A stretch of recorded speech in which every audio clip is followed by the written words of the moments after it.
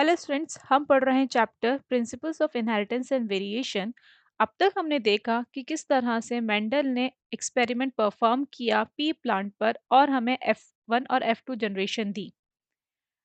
अब हम ये देखना चाह रहे हैं, क्या बिना प्लांट को सीड किए या जर्मिनेशन किए हमें F1 या F2 प्रोजेनी मिल सकता है, या F1 F2 प्रोजेनी की जीनोटाइप और फिनोटाइप हम पता कर सकते हैं।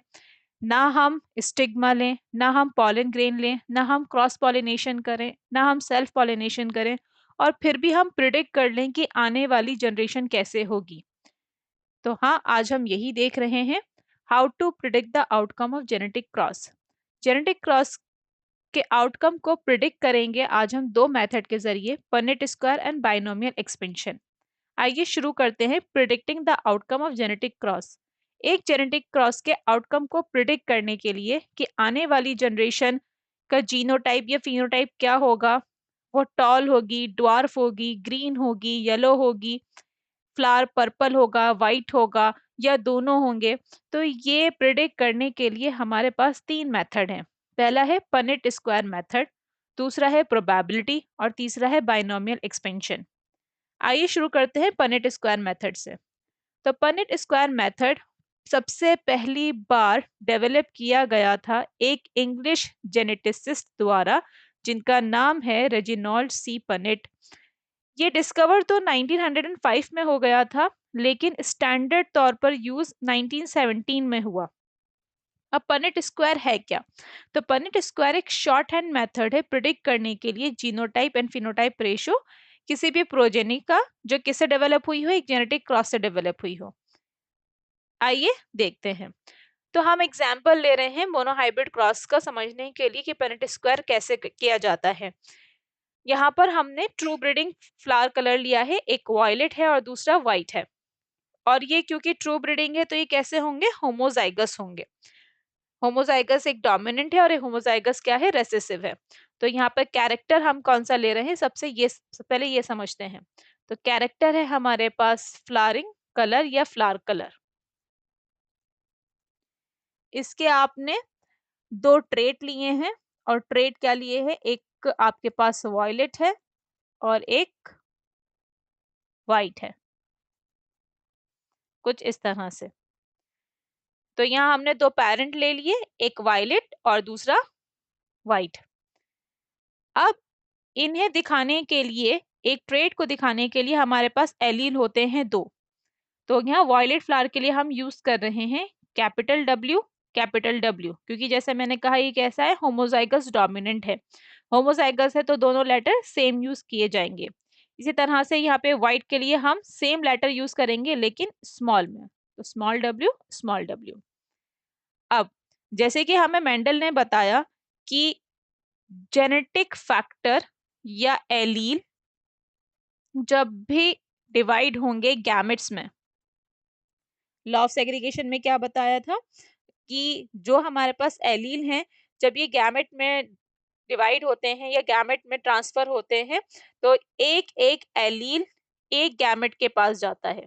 तो हम वही कर रहे हैं, एक एक एलील किसे दे रहे हैं? एक गैमेट को दे रहे हैं। तो इस तरह से हमारे पास यहाँ दो गैमेट बनकर, यहाँ पर भी दो गैमेट बन गए। अब देखते हैं कि क्या आउटकम निकलेगा। सपोज ये जो पर्पल फ्लावर का एलील या गैमेट है कैपिटल डब्ल्यू, प्रोबेबिलिटी, ये संभावना ये है कि इस स्मॉल डब्ल्यू के साथ क्रॉस हो सकता है। तो आपको क्या मिलेगी genotype? Capital W, small W. तो ये कैपिटल डब्ल्यू स्मॉल डब्ल्यू असल में है क्या? हेट्रोजाइगस वायलेट है ना? तो आपको फ्लावर कलर कैसा मिलेगा? वायलेट मिलेगा।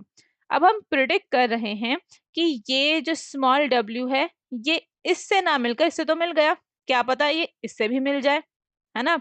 पॉसिबिलिटी है। तो फिर से क्या मिलेगा आपको? कैपिटल डब्ल्यू, स्मॉल डब्ल्यू, और यहाँ पे फ्लावर कलर कैसा होगा? वायलेट होगा।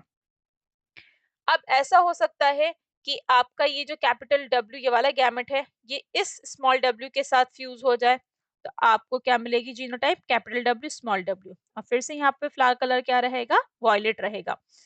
अब ये भी पॉसिबिलिटी है कि ये कैपिटल डब्ल्यू इस स्मॉल डब्ल्यू के साथ फ्यूज हो जाए, तो आपको फिर से क्या मिलेगा? Capital W, small W genotype मिलेगी, और फ्लावर कलर क्या मिलेगा? पर्पल, वायलेट मिलेगा। असल में पर्पल भी कहते हैं इसको। जब आप हायर क्लासेस में जाएंगे तो वॉयलेट कलर नहीं बल्कि पर्पल कलर इसको यूज किया जाएगा, इसका नाम। अब F1 जनरेशन, आप F1 generation first filial generation देख रहे हैं, तो आपको क्या दिख रहा है? आप देखेंगे कि genotype capital W small W सब कुछ सेम है, 100% सेम जनरेशन है। और इसी तरह से अगर आप फिनोटाइप देखें तो सब कैसे हैं? वॉयलेट है 100%। तो जीनोटाइप फिनोटाइप दोनों कैसी हैं? 100% सेम है। अब 100% F1 जनरेशन है तो हम क्या निकालेंगे? F2 जनरेशन निकालेंगे कि F2 जनरेशन में कैरेक्टर जो ये एलील्स हैं किस तरह से ट्रांसफर होंगे या ट्रेड किस तरह से ट्रांसफर होगा। अब यहाँ पर जो F1 जनरेशन से हमें फ्लावर मिले थे, हम इन्हीं को एज अ पेरेंट यूज कर लेते हैं। तो यहाँ पर आपने देख लिया कि ये वॉयलेट कलर इधर आ गया, ये वॉयलेट कलर हम इधर रख लेंगे। अब इसकी जीनोटाइप क्या निकाली आपने? कैपिटल डब्ल्यू स्मॉल डब्ल्यू, और यहाँ पर भी कैपिटल डब्ल्यू स्मॉल डब्ल्यू। आप इसके गैमेट फॉर्म करेंगे तो क्या बनेगा? कैपिटल डब्ल्यू इधर, स्मॉल डब्ल्यू इधर, इसी तरह से यहाँ पर कैपिटल डब्ल्यू स्मॉल डब्ल्यू। ठीक, ये आपने क्या फॉर्म कर दिए? गैमेट्स फॉर्म कर दिए। अब बस आप इसका फर्टिलाइजेशन करवा दीजिए। तो हम प्रिडिक्ट कर रहे हैं कि ऐसा पॉसिबल है कि कैपिटल डब्ल्यू इस कैपिटल डब्ल्यू के साथ फ्यूज हो और आपको क्या मिले? Capital W capital W. ये होमोजाइगस वॉयलेट हो गया, तो फ्लावर कलर कैसा दिखेगा आपको? वॉयलेट दिखेगा। अब ये पॉसिबिलिटी है कि ये स्मॉल डब्ल्यू जो यहाँ है ये इस कैपिटल डब्ल्यू के साथ फ्यूज हो जाए, है ना? तो आपको क्या मिलेगा? Capital W small W. तो कैपिटल डब्ल्यू स्मॉल डब्ल्यू क्या है? हेट्रोजाइगस वॉयलेट है, तो फिर से आपको क्या मिलेगा? वॉयलेट कलर मिलेगा। अब ये कैपिटल डब्ल्यू की पॉसिबिलिटी है ये स्मॉल डब्ल्यू के साथ मिले, तो फिर से कैपिटल डब्ल्यू स्मॉल डब्ल्यू, और ये फिर से क्या है? हेट्रोजाइगस वॉयलेट है। अब ये स्मॉल डब्ल्यू से स्मॉल डब्ल्यू के साथ क्रॉस हो जाए तो स्मॉल डब्ल्यू मिलेगा, और ये क्या है? होमोजाइगस व्हाइट है। तो इस बार क्या हुआ? हमें व्हाइट फ्लावर मिला। ठीक, आइए देखते हैं। तो अगर आप इसका फिनोटाइप रेशियो देखें या फिनोटाइपिक रेशियो देखें तो क्या है? सबसे पहले अगर मैं काउंट करूं पर्पल फ्लावर या सॉरी वॉयलेट फ्लावर, तो कितने दिख रहे हैं आपको? 3। और वहीं व्हाइट काउंट करूं तो कितने हैं? 1। तो रेशियो क्या हुआ? 3:1। या इसको ऐसे भी कह सकते हैं कि 3 फ्लावर जो हैं वॉयलेट 4 में से हैं, और एक फ्लावर कैसा है? व्हाइट है 4 में से, तो 3/4 एंड 1/4। इसके बाद अगर आप इसकी जीनोटाइप रेशियो देखें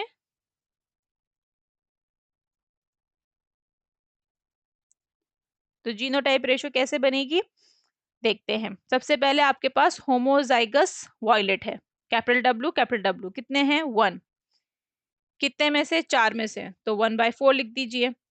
अब यहाँ पे हेट्रोजाइगस वॉयलेट है, तो हेट्रोजाइगस वॉयलेट कितने हैं? 2। कितने में से? 4 में से, तो क्या लिख देंगे? 2/4 लिख देंगे। इसी तरह से यहाँ पर 1 है व्हाइट, कितने में से? 4 में से, तो 1/4 लिख देंगे। यही आप रेशियो बनाएंगे तो क्या बनेगा? 1:2:1। ठीक, तो यहाँ आप प्रिडिक्ट कर सकते हैं बिना किसी जर्मिनेशन के, बिना किसी प्लांट को ग्रो करके, कि आने वाली जनरेशन क्या होगी। इसी तरह से आप खुद से सॉल्व कर कर देखिएगा राउंड सीड के लिए, सॉरी राउंड सीड और रिंकल सीड के लिए, या फिर आप येलो और ग्रीन के लिए भी कर सकते हैं। आपके पास 7 कैरेक्टर हैं, कोई भी एक कैरेक्टर लेकर आप उसके क्रॉस करा कर देखिए। आइए देखते हैं बाइनोमियल एक्सपेंशन। तो आपने अपनी एनसीईआरटी में ये पेज देखा होगा और इसे देखते ही सोचा होगा कि मैं जल्दी से ये पेज पलट दूं। तो आप अब इस पेज को पलटिए मत, आप इसे ध्यान से समझिए कि ये क्या बता रहा है। तो यहाँ पर एक बाइनोमियल एक्सप्रेशन गिवन है। ये बाइनोमियल एक्सप्रेशन हमें हेल्प करता है ये जानने के लिए कि आने वाली जनरेशन की जीनोटाइप क्या होगी, बिना आप इसे एक जेनेटिक क्रॉस किए बिना, या फिर आप बिना प्लांट किए बिना कैसे बता सकते हैं कि आने वाली जनरेशन की जीनोटाइप या फिनोटाइप क्या होगी। आइए देखते हैं।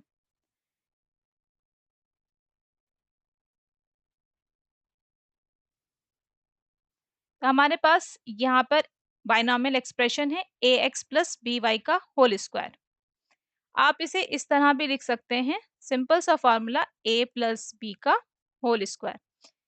इसे एक्सपेंड करेंगे तो क्या बनता है?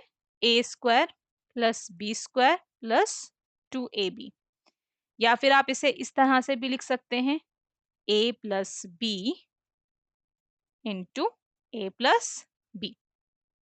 ठीक। अब अगर हम एग्जाम्पल लें प्लांट हाइट का, एक कैरेक्टर लिया हमने, क्या, प्लांट हाइट। इस प्लांट हाइट में हम दो पेरेंट लेते हैं, जिसमें एक टॉल है और दूसरा क्या है, ड्वार्फ। अगर इसके एलील की बात करें तो ये कैपिटल टी होगा और इसके स्मॉल टी। हम जब भी F1 जनरेशन कराते हैं तो ये कैसी आती है, 100% हेट्रोजाइगस आती है। ठीक, कुछ इस तरह से आएगी। अब हम ये देखना चाहते हैं कि ये हेट्रोजाइगस जनरेशन जो है वो F2 जनरेशन में क्या फिनोटाइप देगी। ठीक है, तो यहाँ पर ये जो AX प्रेजेंट है, ये AX रिप्रेजेंट करता है probability of getting capital T, और इसी तरह से ये BY रिप्रेजेंट करता है probability of getting small T. तो अगर हम यहाँ से प्रोबेबिलिटी निकालें कि आने वाली जनरेशन में कैपिटल टी किस तरह ट्रांसफर होगा, तो क्या निकलेगी, 1/2, और इसी तरह से इसकी क्या निकलेगी, 1/2। तो AX क्या हो गया, 1/2 कैपिटल टी, और BY क्या हो गया, 1/2 स्मॉल टी। आइए यहाँ पर पुट करते हैं, 1/2 capital T plus 1/2 small T का होल स्क्वायर। ठीक, फॉर्मूले में रख देते हैं, इसमें रखते हैं, चलिए सबसे पहले ए स्क्वायर, तो 1/2 T square plus 1/2 small T का स्क्वायर प्लस 2ab।